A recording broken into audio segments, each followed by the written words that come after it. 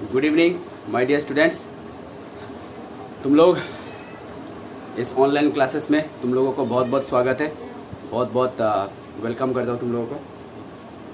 हम जो चैप्टर शुरू किए थे एटम्स, आज उसका हम लगभग एंड की तरफ आ गए हैं। आज का ये 2 टॉपिक अगर हम ख़त्म कर लेंगे तो हमारा ये एटम्स चैप्टर भी हमारा ख़त्म हो जाएगा। हमने उस दिन 5 सीरीज़ देखे थे, Lyman series, Balmer series, Brackett series, Paschen series and Pfund series. ठीक है, आज हम उसका स्पेक्ट्रल डायग्राम ड्रॉ करेंगे। तो आज का हमारा टॉपिक है spectral series of hydrogen atom. तो हमारा सीरीज क्या क्या था? नंबर 1, फिर से एक बार रिवाइज करते हैं, Lyman series. Number 2,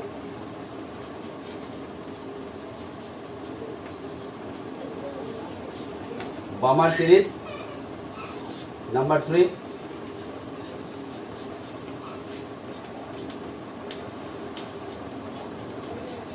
bracket series. Sorry, ये नंबर 4 है। नंबर 3 ये है पास्टेन सीरीज।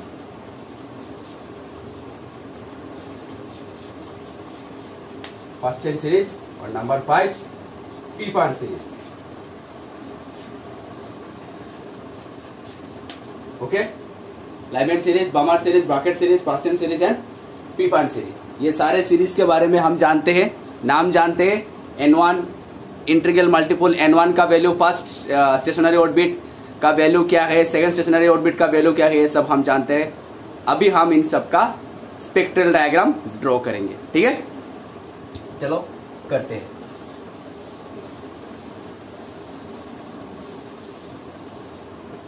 तो पहला हम ग्राउंड स्टेट ड्रॉ करेंगे।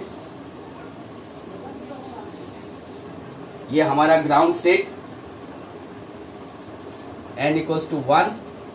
इसका एनर्जी का लेवल का वैल्यू कितना था हमारा? -13.6 इलेक्ट्रॉन वोल्ट। ठीक है, n = 1। उसके बाद हमारा n = 2। इसका एनर्जी का वैल्यू था -3.4 इलेक्ट्रॉन वोल्ट। उसके बाद n = 3। इसका एनर्जी का वैल्यू था -1.51 इलेक्ट्रॉन वोल्ट।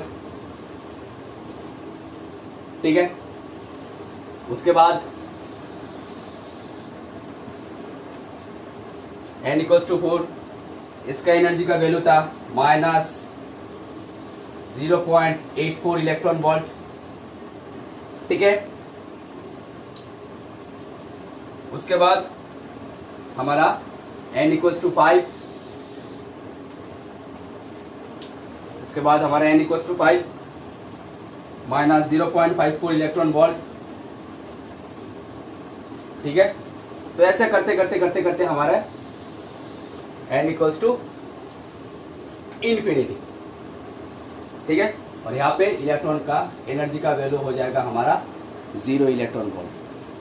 ठीक है, तो पहले लाइमैन सीरीज के लिए हमारा n1 = 1 था और n2 यानी हर एक स्टेशनरी ऑर्बिट से हमारे फाइनल स्टेशनरी ऑर्बिट तक गिरेगा। यानी n = 2 से जंप किया, n = 3 से जंप किया, n = 4 से जंप किया, n = 5 से जंप किया, n = इन्फिनिटी से जंप किया। ठीक है, ये हो गया हमारा लाइमैन सीरीज। यहाँ पे नहीं हो रहा है, ये हो गया हमारा फर्स्ट सीरीज लाइमैन सीरीज। ठीक है, ये हो गया हमारा फर्स्ट सीरीज लाइमैन सीरीज। अभी सेकेंड सीरीज में n1 का वैल्यू 2 था और n2 का वैल्यू 3, 4, 5 ऐसे, यानी 3 से जंप करेगा, 4 से जंप करेगा, 5 से जंप करेगा और इन्फिनिटी से जंप करेगा। ठीक है, लाइमैन सीरीज ये हो गया हमारा बामर सीरीज, ठीक है। उसके बाद Lyman series, Balmer series, Paschen series. तो पास्टेन में N1 का वैल्यू 3 है और N2 का वैल्यू 4, 5, 6 डॉट डॉट डॉट, यानी 4 से जंप करेगा, 5 से जंप करेगा, इंफिनिटी से जंप करेगा। तो ये हो गया हमारा पास्टेन सीरीज, ठीक है। उसके बाद आता है ब्रैकेट सीरीज। ब्रैकेट में N1 का वैल्यू 5 और N2 का वैल्यू 6 से 6, 7, 8 डॉट डॉट डॉट, यानी 6 से 5 के ऊपर जंप करेगा, इंफिनिटी से 5 के ऊपर जंप करेगा। सॉरी, 6 से 5 से, सॉरी पहले गलती हो गया, पहले 5 से जंप करेगा। Lyman series, Balmer series, Paschen series, Brackett series. Brackett में N1 का वैल्यू, ब्रैकेट में N1 का वैल्यू 4 है, N2 का वैल्यू 5 से होता है, यानी 5 से 4 के ऊपर जंप करेगा, 6 से 4 के ऊपर जंप करेगा, इंफिनिटी से 4 के ऊपर जंप करेगा। ये हो गया हमारा Brackett series, Lyman series, Balmer series, Paschen series, Brackett series. और उसके बाद हमारा पीफान सीरीज। तो पीफान में N1 का वैल्यू 5 और N2 का वैल्यू 6, यानी 6 से 5 के ऊपर जंप करेगा, इंफिनिटी से 5 के ऊपर जंप करेगा। ये हो गया हमारा पीफान सीरीज, ठीक है। This is the hydrogen spectrum not using scale. This is the hydrogen spectral diagram not using scale, ठीक है। लाइमैन में N1 का वैल्यू 1, लाइमैन में N1 का वैल्यू 1, N2 का वैल्यू 2, 3, 4, 5 डॉट डॉट डॉट, ठीक है। बामर में N1 का वैल्यू 2 और N2 का वैल्यू 3, 4, 5 डॉट डॉट डॉट। पास्टेन में N1 का वैल्यू 3 और N2 का value 4, 5, 6 dot dot dot. Bracket में N1 का वैल्यू 4, N2 का वैल्यू 5, 6 डॉट डॉट डॉट। पीफन में ब्रैकेट पे हो गया, पीफन में N1 का वैल्यू 5 और N2 का वैल्यू 6, 7, 8 अप टू इंफिनिटी, ठीक है। This is the hydrogen spectral diagram not using scale. Hydrogen spectral diagram, ठीक है। उतार लो ये कॉपी पे फटाफट।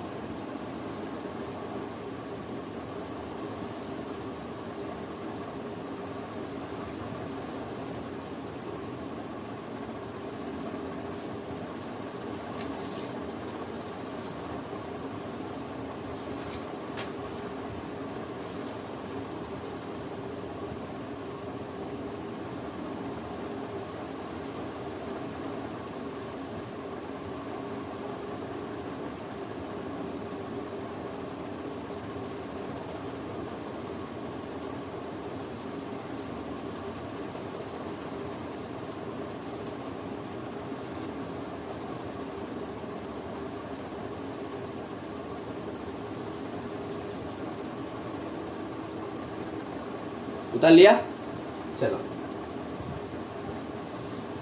Next topic, excitation and ionization potential. Excitation and ionization potential.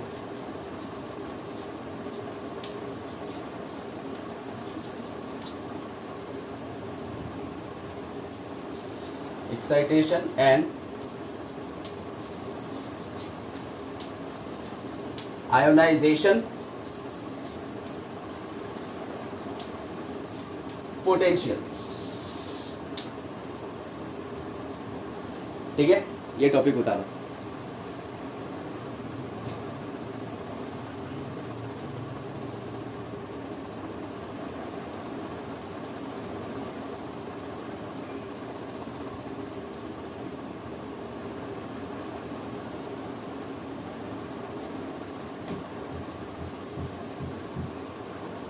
अभी एक्साइटेशन एंड आयोनाइजेशन नाम से क्या पता चलता है?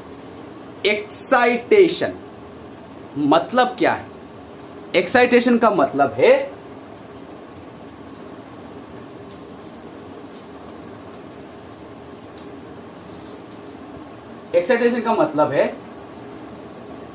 मतलब एक इलेक्ट्रॉन को जंप करवा रहे हैं, मिनिमम अमाउंट ऑफ एनर्जी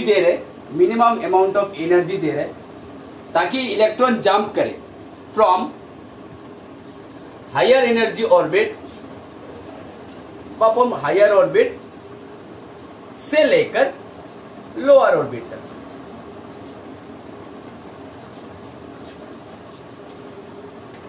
ठीक है, इसी को बोलते हैं एक्साइटेशन। किसको एक्साइट कर रहे हैं? इलेक्ट्रॉन को।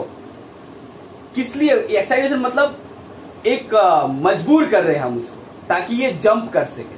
ठीक है, मिनिमम अमाउंट ऑफ एनर्जी देकर हम उसको मजबूर कर रहे हैं, इसको हम एक्साइट कर रहे हैं ताकि ये जंप करे। कहां से कहां तक? इलेक्ट्रॉन कहां से कहां तक? बोर्स पोस्टुलेट में इलेक्ट्रॉन कहां से कहां तक जंप करता है? बोर्स पोस्टुलेट में इलेक्ट्रॉन जंप करता है फ्रॉम हायर एनर्जी ऑर्बिट से लेकर लोअर एनर्जी ऑर्बिट तक। तभी energy in the form of Foton यानी HF क्या करता है? रिलीज करता है। ठीक है, तभी एनर्जी रेडिएट होता है in the form of Foton. जब भी इलेक्ट्रॉन जंप करता है, मिनिमम अमाउंट ऑफ एनर्जी देंगे, तभी इलेक्ट्रॉन जंप करता है फ्रॉम हायर एनर्जी ऑर्बिट से लेकर लोअर एनर्जी ऑर्बिट तक। ठीक है, इलेक्ट्रॉन जंप करता है। अभी तो excitation potential means energy per unit charge. Energy per unit charge is called potential. तो एक्साइटेशन पोटेंशियल का अगर हम सिंपल डेफिनेशन अगर हम देखें तो minimum accelerating potential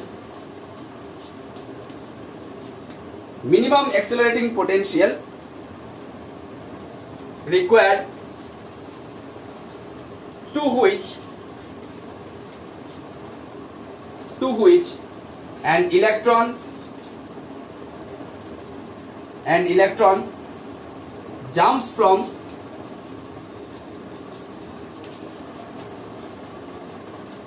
from higher energy orbit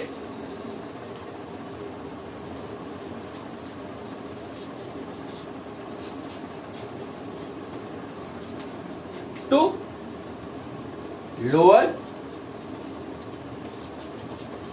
energy orbit. ठीक है, मिनिमम एक्सेलरेटिंग पोटेंशियल। ठीक है, इलेक्ट्रॉन को एक्सेलरेट करने के लिए ऐसे वैसे तो मूव नहीं करेगा। इलेक्ट्रॉन मूव करेगा मतलब उसमें एक्सेलरेशन आएगा। इलेक्ट्रोमैग्नेटिक वेव कब आता है? जब चार्ज एक्सेलरेट करे। अब यहां पे energy in the form of electromagnetic wave और फोटन यानी लाइट तो हमारा इलेक्ट्रोमैग्नेटिक वेव है। तो energy in the form of light और इलेक्ट्रोमैग्नेटिक वेव जब रिलीज कर रहा है मतलब चार्ज एक्सेलरेट कर रहा है। तो इसी चार्ज को, यहां पे चार्ज कौन है? हमारा इलेक्ट्रॉन। इसी चार्ज को एक्सेलरेट करने के लिए minimum amount of potential required रहता है। इसी को हम बोलते हैं एक्सेलरेटिंग पोटेंशियल, ताकि इलेक्ट्रॉन जंप करे। कहां से कहां तक? हायर एनर्जी ऑर्बिट से लेकर लोअर एनर्जी ऑर्बिट तक क्या करे? जंप करे। ठीक है, ताकि ये energy in the form of hν Foton क्या कर सके? रिलीज कर सके, रेडिएट कर सके। ठीक है, उतार लो ये। उसके बाद हम आयोनाइजेशन पोटेंशियल डिस्कशन करेंगे।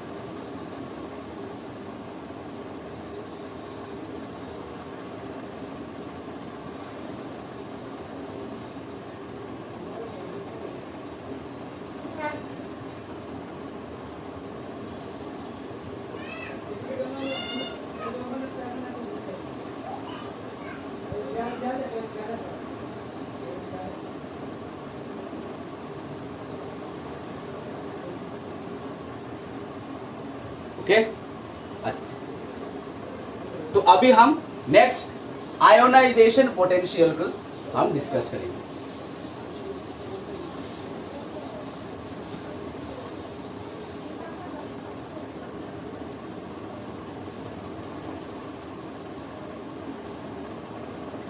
ओके, आयोनाइजेशन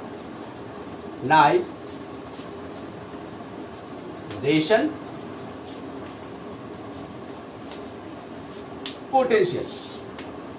ठीक है, आयोनाइजेशन पोटेंशियल। आयन दो होता है, एक होता है हमारा कैटायन और एक होता है हमारा anion. Cation means positive charge, anion means negative charge. ठीक है, अभी आयोनाइजेशन पोटेंशियल, फॉर एग्जाम्पल लिखने की कोई जरूरत नहीं, एग्जाम्पल में बोल रहा हूं, सोडियम, इसका इलेक्ट्रॉनिक कॉन्फ़िगरेशन है 2.8.1। दिस वन को हम बैलेंस इलेक्ट्रॉन बोलते हैं because this is the वैलेंशियल electron. ठीक है, अगर मिनिमम अमाउंट ऑफ एनर्जी हम रिलीज करें तो इलेक्ट्रॉन आसानी से, सोडियम आसानी से अपने आउटर मोस्ट ऑर्बिट से एक इलेक्ट्रॉन को छोड़ देगा।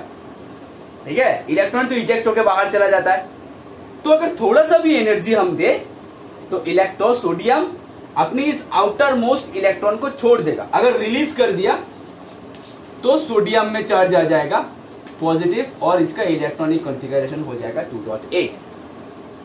ठीक है, यानी नॉर्मल सोडियम को कैटायन सोडियम में बदल दिया। ये तो कैटायन है, नॉर्मल सोडियम को कैटायन सोडियम में बदल दिया। कैसे बदल दिया? नॉर्मल सोडियम को हमने कैटायन सोडियम पे बदल दिया। कैसे? इससे हम इलेक्ट्रॉन को आउटर मोस्ट ऑर्बिट से निकाल के, आउटर मोस्ट ऑर्बिट से इलेक्ट्रॉन को निकाल के हमने सोडियम को, नॉर्मल सोडियम को कैटायन सोडियम में बदल दिया। यानी ionization potential is the minimum amount of energy required, minimum amount of energy required to remove the outermost electron, outermost balance electron लिख देते, मोर स्पेसिफिक हो जाएगा, outermost balance electron, minimum amount of energy required to remove the outermost valence electron to make it either cation or anion। Cation or anion बनाने के लिए जो minimum amount of potential और energy हमको लगेगा उसी को हम बोलेंगे ionization potential. For example sodium, ये लिखने की जरूरत नहीं, मैं समझाने के लिए बोल रहा हूं कि सोडियम को अगर हमने थोड़ा सा एनर्जी दे दिया तो सोडियम अपना बाहर का जो आउटर मोस्ट इलेक्ट्रॉन है वो आसानी से छोड़ देगा। तो नॉर्मल सोडियम भी हमारा कैटायन सोडियम में बदल गया। कैसे बन गया? ये जो उसका बैलेंस शेल इलेक्ट्रॉन है इसको छोड़ के क्या दिया हमने? एनर्जी दिया, पोटेंशियल दिया। तो यहां से आयोनाइजेशन यानी नॉर्मल सोडियम आयन सोडियम में कन्वर्ट हो गया। कैसे? मिनिमम अमाउंट ऑफ एनर्जी देके। उसी मिनिमम अमाउंट ऑफ एनर्जी को हम बोलते हैं आयोनाइजेशन पोटेंशियल। तो minimum amount of energy required to remove the outer most valence electron to make it either cation or anion, इसी को हम बोलते हैं आयोनाइजेशन पोटेंशियल। ठीक है, उतार लो। ये उतारने की कोई जरूरत नहीं है, सोडियम का एग्जांपल सिर्फ मैंने दिया है, बाकी सब उतार लो।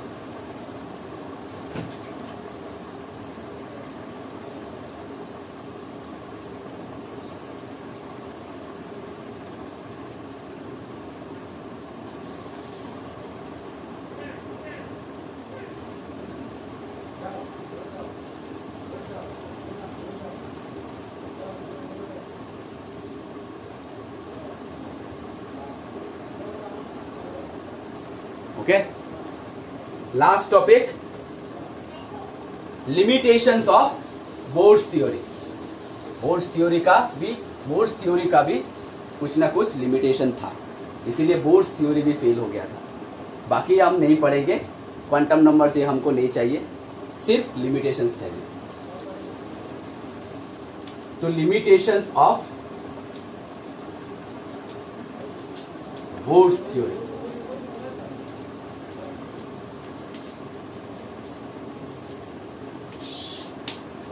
Limitations of boards theory.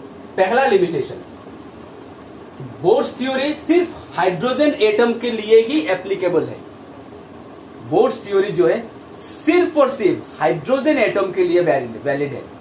बाकी तो पीरियोडिक टेबल में बहुत सारे मॉलिक्यूल्स है, बहुत सारे हमारे एटम है जिसके बारे में बोर्ड्स थ्योरी एक्सप्लेन नहीं किया। तो this is the first limitation, it is applicable,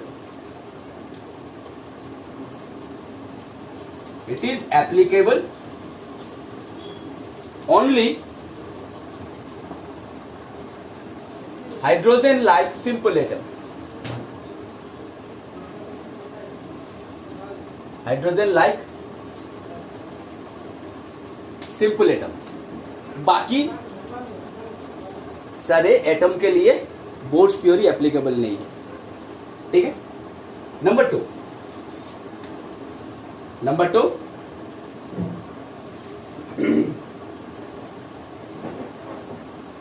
this theory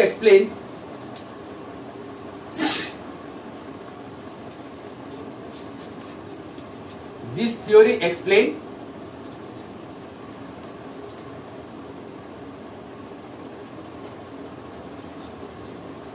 why orbits are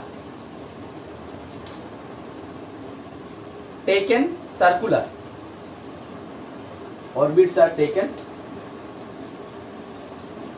circular but not explain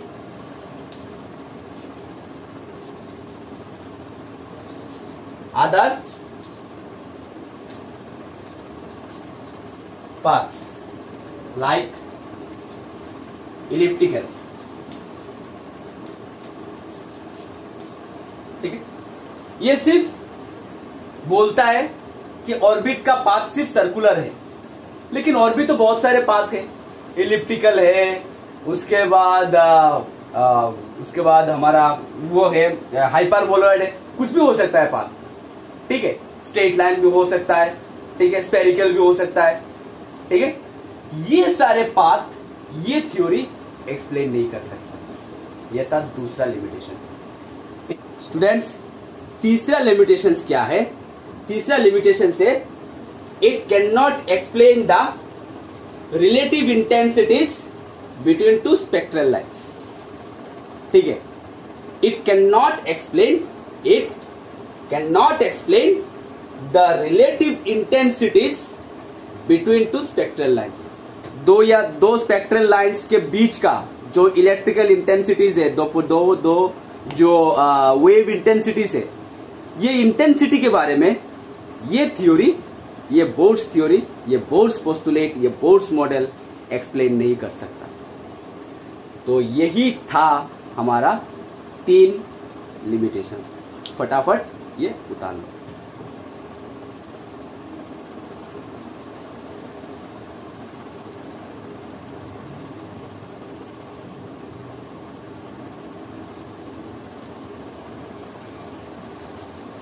उतार लिया? तो चलो, बहुत ही खुशी के साथ मैं बोल रहा हूं कि हमारा ये जो चैप्टर है एटम्स, ये चैप्टर हमारा खत्म हो चुका है।